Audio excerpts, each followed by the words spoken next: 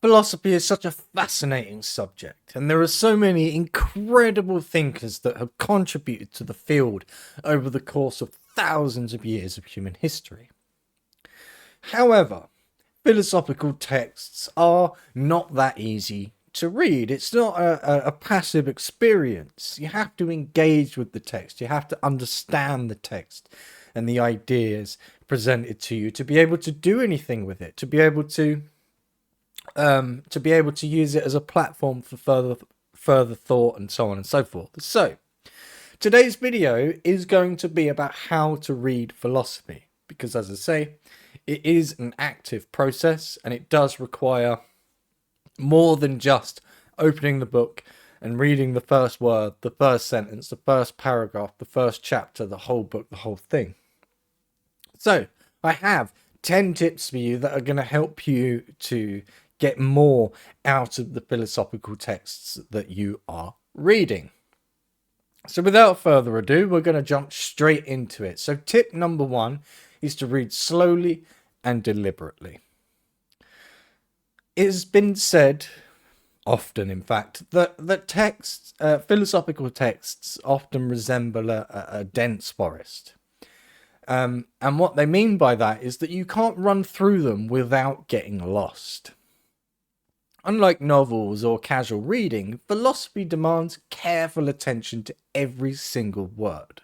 Many philosophical works are packed with dense, complex ideas, and even a single sentence can contain a wealth of meaning that requires, like unpacking and understanding.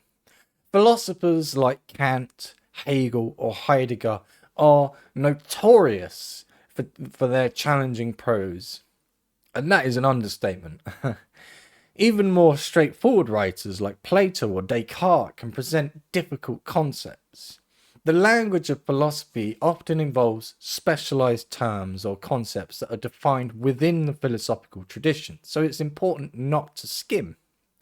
And these specialized terms and concepts are introduced by these writers in their efforts to be precise. Precision is the aim of the game in philosophy. So it's the aim of the game for the writers, and it should be the aim of the game for you as the reader. They are writing precisely, so you have to read and understand with that same level of precision. So one useful technique when reading is to pause periodically and try and summarize what you've read in your own words. If you find that you can't, then it's probably a sign that you need to reread a section more slowly. Treat it like you would decoding a puzzle. Each sentence is a piece that contributes to the whole. For example, when reading Plato's Republic, you might find yourself rereading Socrates' arguments about justice several times as each round of dialectic builds upon the last. Another practical approach is to read aloud, and this is what I do every day, in fact. So my neighbors and my family and someone probably all think I'm insane, but essentially at any point throughout the day there is a strong possibility that you will find me walking around with a book in my hand, reading it aloud as if I'm delivering it to an audience. And I do that because sometimes, in fact most of the times, hearing the words spoken aloud can actually help to clarify the complex ideas. Additionally, when you're doing this, try to visualize the abstract concepts. If a philosopher discusses metaphysical ideas, then imagine them as physical objects or situations to ground your understanding. You can also write out key ideas by hand as the physical act. That's what I was trying to say. The physical act of writing can reinforce the learning and also help improve the retention of ideas. So consider the analogy of a fine meal. When you eat quickly, you might miss the subtleties of flavor and texture within the food. Similarly, when you read philosophical texts too quickly, you miss the nuances of the argument. So savor the text like you would a gourmet dish, allowing the ideas to linger in your mind. So that's tip number one. So let's, keep the wheels turning, or whatever the phrase is. Let's keep it going and jump straight into number two, which is really quite obvious, but take notes and summarize.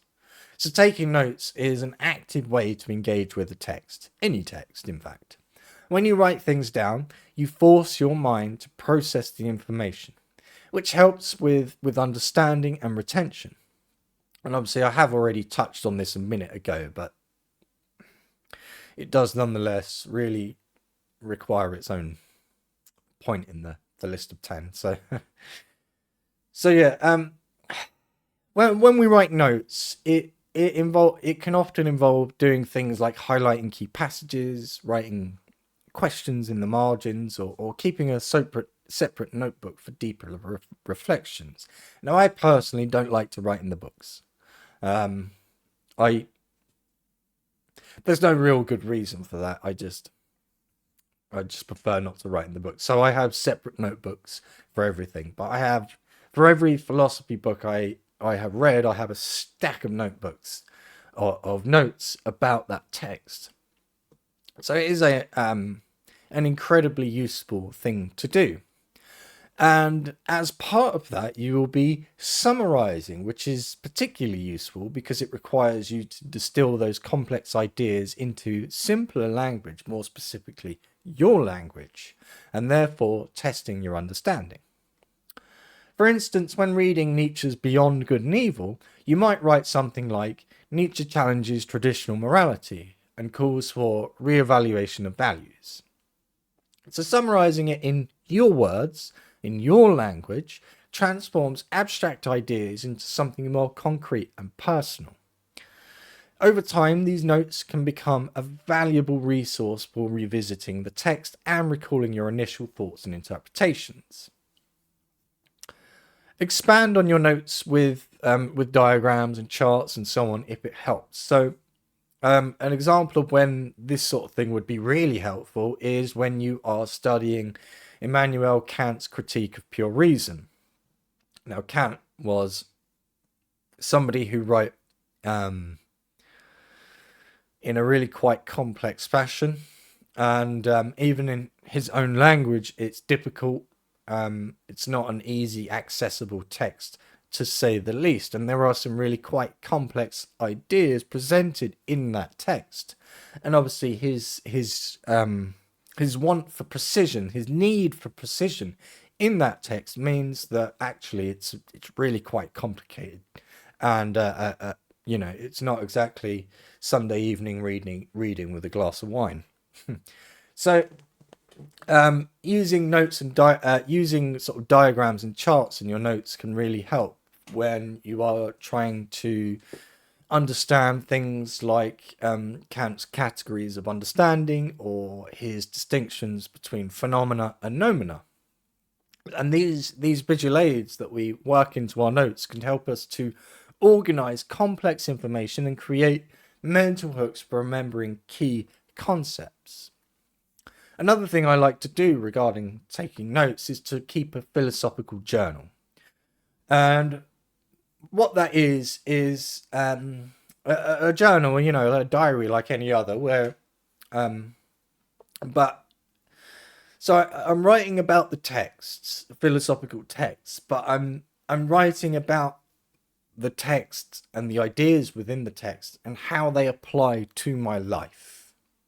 And this transforms the reading into an ongoing conversation between the text and your experiences. Also try and connect the philosophical concepts to like contemporary or personal experiences as well. So this philosophical journal is in some sense it's a journal of your understanding. Hopefully that makes sense. So this doesn't just sort of deepen your understanding, but also makes the ideas relevant and engaging and actual sort of real world things, that matter to you and that you have a connection to, and therefore become really difficult to forget. So another useful technique that I personally do is to create a glossary of terms and definitions. So philosophical texts often use really quite specific, specialized vocabulary that can be, to say the least, challenging. So by compiling a list of their meanings, of the terms and their meanings, you can better navigate the text and build a more robust understanding of the material. So Hegel is a writer who I find writes in a really quite complex way, and Hegel has a very particular style. So the language used is very precise but complicated. So it's hard to keep track of the idea as a concept without that understanding. So I have a glossary of terms and their definitions in a stack of notebooks that I've written when reading Hegel. That's almost as thick as the works of Hegel themselves. So the two things for me, the text and then my sort of glossary of terms and their definitions, are essential components for my own understanding of Hegel's ideas. So I heartily recommend you trying this out. And another, a final thing to consider regarding taking notes is to do with revisiting your notes and summaries regularly. So philosophy is a discipline that not just benefits from reflection and reconsideration, but is actually built around those concepts. And as your understanding grows and evolves, you will find new insights, or you'll develop a deeper appreciation for the ideas that you encountered in your initial encounter with the text. So regularly reviewing and updating your notes can help to solidify your knowledge and ensure that your engagement with philosophy remains dynamic and active. And that's important because philosophy itself, as a field, is dynamic and active. There is nothing static in philosophy. So tip number 3 is another one that seems kind of obvious, but it's to ask questions. Engaging with philosophical texts means treating them as a conversation. And the best way to treat a text as a conversation, is to ask questions. Every philosophical text is part of a dialogue, whether with other philosophers, with the culture of the time, or with the timeless questions about human existence. Asking questions like, what is the author trying to say? What arguments are being made? And do I agree or disagree? Keeps you from being a passive reader. When you encounter a statement like Jean-Paul Sartre's statement of existence precedes essence, question what this means in practical terms. How does this affect your understanding of personal responsibility and freedom? Philosophical questioning isn't just about challenging the text, but also about exploring its implications and relevance to your own life. And this method transforms reading from a passive intake of information to an active dialogue with the text. So this takes you from reading to philosophizing, and it's so important. So one useful approach is the Socratic method, which is world famous. And if you've been, thinking about and reading about philosophy for a little while, you'll probably know all about this already. So the Socratic method involves asking a series of questions to clarify and to sort of probe the underlying beliefs and assumptions of the text. For instance, when you read Plato's dialogues, try to emulate Socrates by asking, what do you mean by that? And how do you know that to be true? And this can reveal the fundamental premises of that argument and expose any potential weaknesses or contradictions. Additionally, consider forming your own questions as you read. For example, and these are some pretty generic examples, but you might ask questions like, what are the key concepts and how are they defined? What evidence or reasoning does the philosopher use to support their arguments? Are there any counter-arguments alternative perspectives presented, and how do the ideas in this text relate to other philosophical works or contemporary issues? Writing down these questions can serve as a guide for deeper reflection and discussion. You can revisit them later, either on your own or in conversation with others, to further explore the text's meaning and significance. Lastly, don't be afraid to question the text from your own perspective. Bring your experiences, beliefs, and intuitions into the dialogue. This personal engagement can make reading the process more meaningful and help you develop your own philosophical viewpoints. Remember, can't even speak today. Remember, philosophy is not just about understanding what others have thought, but also about about cultivating your own critical thinking and philosophical insights. Tip number 4 of 10 is to understand the context. Again, this seems obvious. Seems kind of silly to say it out loud, even. But nonetheless, you would be surprised how often people miss this point. So, philosophy is deeply rooted in its historical and cultural context. And understanding the context in which a philosopher wrote can illuminate why they addressed certain topics and why they approached them in a particular way. Historical context helps avoid misrepresentation of ideas by placing them within the right framework. For example, understanding that Descartes wrote Meditations on First Philosophy during a period of scientific revolution and skepticism about traditional knowledge explains why it begins with radical doubt.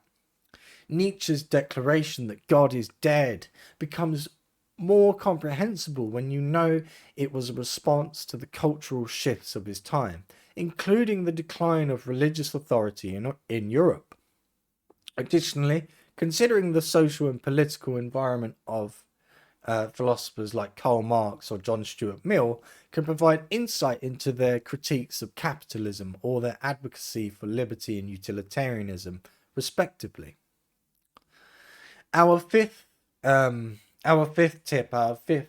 important point to examine is read primary and secondary sources, and preferably in that order. So what do I mean by primary sources and secondary sources? Well, primary sources are the original works of philosophy. And secondary sources are things like analyses and commentaries and interpretations by other scholars. So primary texts are essential for encountering the original ideas directly, and I would advise that you if you can, read the primary text first so that you get an unfiltered view of the text. A perspective of the text that isn't tied to another person's interpretation. It will give you the first sort of honest look at the text from your own perspective. However, these texts, these primary sources, can be really quite really quite difficult to read, to say the least. A lot of the time, it requires some guidance in order to understand them properly. Now, that's not to say that you should open up a book and go, oh, this is too complicated, and then just skip on to the secondary source. Even if you don't get it, just read it anyway, even if you only read it through one time first.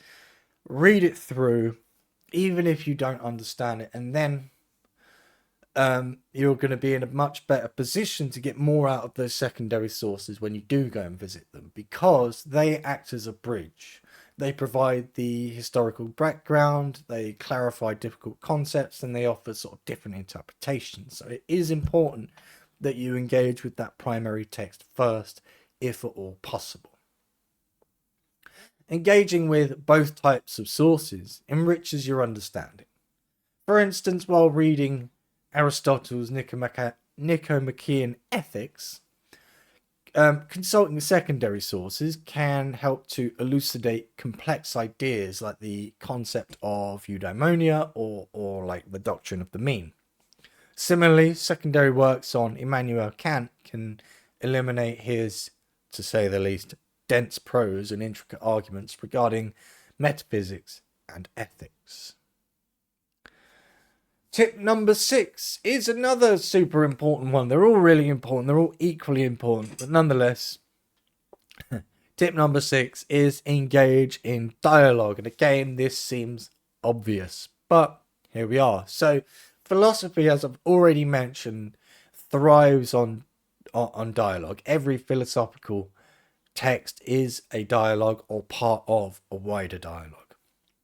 So discussing philosophical ideas with others can help to clarify your understanding, challenge your assumptions, and deepen your insights. And also, it helps you to properly articulate your perception of the idea. So whether you join a study group or you participate in online forums or you just discuss it with friends, dialogue transforms solitary reading into an interactive process. Explaining a concept to someone else is a powerful way to reinforce your own understanding.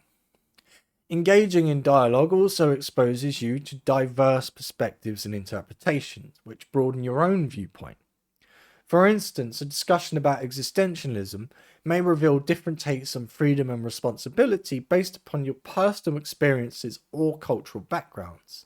And these conversations can be vital in your interpretation, or in refining your interpretations rather, and also as well as developing a well-rounded understanding of philosophical context. Another glaringly obvious and really important point is number 7, which is to revisit the texts. So many philosophical texts reveal new meanings with each reading. And as you gain more philosophical knowledge or simply more life experience, the same text can take on new significance. So rereading can also help you catch nuances that you might have missed the first time as well. So revisiting texts like Plato's Republic or Kant's Critique of Pure Reason can offer deeper insights into their complex ideas and arguments. As your own philosophical understanding evolves, you may find new layers of meaning and relevance in these works, making rereading an essential part of philosophical study. Now, at this point, I want to connect back to our point about taking notes. When you revisit a text, revisit your notes as well and update your notes with your new conclusions, your new interpretations, your new understanding, your further refined thoughts.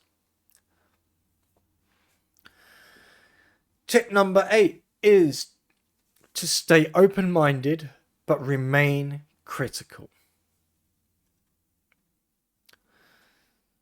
So philosophy, it invites you to entertain new ideas without necessarily adopting them. Keeping an open mind means essentially being receptive to new perspectives, while being critical means evaluating the arguments carefully. You don't have to agree with every philosopher you read. In fact, you will probably find points that you agree with and disagree with simultaneously in every philosopher that you read. But whether you agree or you disagree, it doesn't really matter. What matters is that you try and understand their reasoning before you form your judgments. So being open-minded yet critical allows you to explore a wide range of philosophical ideas, from the empiricism of John Locke to the phenomenology of Edmund Husserl. By critically assessing their arguments, you develop the ability to discern sound reasoning from fallacies, which is crucial for philosophical inquiry. And I would say this point about staying open-minded but remaining critical could actually be, and should actually be, applied to every aspect of your life. Every field of human endeavor would benefit from this point of staying open-minded but remaining critical. So if there's one thing you take from this video, it's that it should be that. And it shouldn't be just applied to reading philosophical texts. This is something you should apply to your life as a whole, as a maxim. So point number 9, tip number 9 is to connect ideas. So philosophy isn't a series of isolated ideas. In fact, there are no isolated ideas. Not just in philosophy, but in general, no idea exists as an island. No idea is completely original or independent. All ideas, and we're getting back to philosophy now, but this does apply to ideas in general, all ideas are part of a web of interconnected thoughts. And as you read more, look for the connections between different philosophers and schools of thought. This approach can deepen your understanding by showing how different ideas align, contrast, and build on one another. And let's think about this, right? Because this is really important, because we have people in society that we've put up onto a pedestal. We label them as genius. We have the likes of Newton and Einstein, for example. They had these wonderful ideas, kind of. Their true genius is not the ideas. It was their ability to take the information that already existed and connect those ideas to form that new idea. That was their genius. That's where the magic happens. That's where innovation happens. That's where new ideas are formed. That is the only shred of originality that exists in thought, is when we connect ideas. Let's think about some examples of this. So, let's see. Exploring the connection between Hegel's dialectics and Marx's historical materialism, for example, can provide insights into the development of various different socio and political theories. Similarly, understanding the relationship between, say, Heidegger's existentialism and Jean-Paul Sartre's existential phenomenology can shed light on their views about human existence and freedom. So our final tip of the 10 is to reflect on your own perspective. The ultimate goal of reading philosophy is not just to learn about what others think, but to think more deeply about our own beliefs and assumptions. I was told once upon a time, now I can't remember who said this to me, so I can't credit the person, but if the person that said this to me all those years ago happens to be watching this, then send me a message and I will do my best to credit you for this wonderful analogy. But it was put to me that philosophy is a mirror that reflects back not just the external world, but your inner world as well. Isn't that a beautiful analogy? And it's so true. Philosophy really is a mirror. It's a mirror of what's outside us and what's inside us and how they interact. So by reflecting on your perspective, you are then able to integrate philosophy into your life, allowing it to guide your actions and shape your worldview. And this reflection turns philosophical reading into a transformative experience, where learning becomes a pathway to living a more sort of thoughtful and intentional life. For instance, contemplating ethical theories might influence your decisions and actions, which leads you to living a more sort of examined life and a principled life. So those are my 10 tips for reading philosophy, and I will attempt to summarize that all. So in this video, over the last, I don't know how long it's been, half an hour or so, if I was to guess, over the last half an hour or so, we have gone over some points that I think anyway emphasize the importance of things like revisiting classical philosophical texts like Plato's Republic or Kant's Critique of Pure Reason. And by doing so, you as a reader can uncover deeper insights into the author's complex ideas and arguments. As your philosophical understanding evolves, rereading these works can reveal new layers of meaning and relevance, which in turn highlights the necessity of rereading in philosophical studies. Open-mindedness and critical thinking form the backbone of effective philosophical exploration and really any intellectual pursuit. Philosophy encourages readers to entertain new ideas without necessarily adopting them. An open mind is essential for being receptive to new perspectives, while a critical approach is vital for evaluating the arguments carefully. Readers are encouraged to understand the reasoning behind different philosophical viewpoints before forming their judgments, and this balanced approach from the the empiricism of John Locke to the phenomenology of Edmund Husserl allows for a sort of a comprehensive exploration of the diverse ideas of philosophy.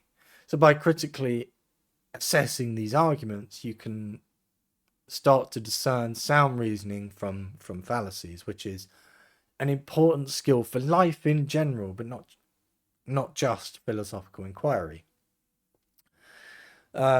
What else did we cover? Connecting ideas between various philosophers and schools of thought is another sort of key aspect that we've highlighted in this video.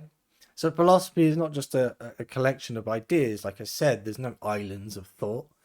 There is just this sort of grand interconnected web of thoughts that we're all entangled in. And by exploring these connections, readers can deepen their understanding of how different ideas align, contrast, or, sort of build upon one another. So, as we talked about, examining links between like Hegel's dialectics and Marx's historical materialism can offer insights into the development of socio-political theories and so on. We've also looked at the importance of self-reflection in philosophical study. So the ultimate goal of reading philosophy isn't just to learn about other thinkers' views, but to engage in deeper contemplation about our own sort of assumptions and beliefs. So this reflective process really does transform philosophical reading into, well, a transformative experience, which is it's the path towards a more sort of thoughtful life. Well, for example, contemplating ethical theories, as I mentioned only moments ago, definitely does influence our decision making and actions that we take and so on. So, to summarize, that there is 10 points that we've gone over that are really going to help you get more out of the text and do more with the text, and more importantly, to be able to take the ideas of a philosophical text, engage with them, incorporate them into our own life, understand them, and become better ourselves, have a deeper understanding, have a more thoughtful and intellectual approach to life. So those are some tips for reading philosophy, and if you think I've missed anything out, please just jump in the comments and let me know, because there are, we're all different, so we all have different things that work for us. These are the things that work for me. These are the things that I've found that have worked for other people as well. But if you have a thing that works for you that isn't listed here, then I would love to hear about it. So jump in the comments and share that. That would be fantastic. So thank you very much for your time. I appreciate it. I hope you found it interesting and informative. And as you've been, through this with me and you've made it to the end, I would like to ask one more little favor, and that is if you could like the video and subscribe to the channel. What that does is feeds my massive ego, of course, but more importantly, it tells YouTube that you're interested in philosophy, that you're interested in the subject at hand, more than just being interested in me and my thoughts and whatnot, you are giving YouTube a signal that actually you want to see more people talking about these things. So YouTube will start showing you more of other creators sharing these ideas and their interpretations of them, and so on. So it's definitely a benefit to us all, but there's no pressure either way. But as I say, thank you very much, and I look forward to seeing you in the next video. Goodbye.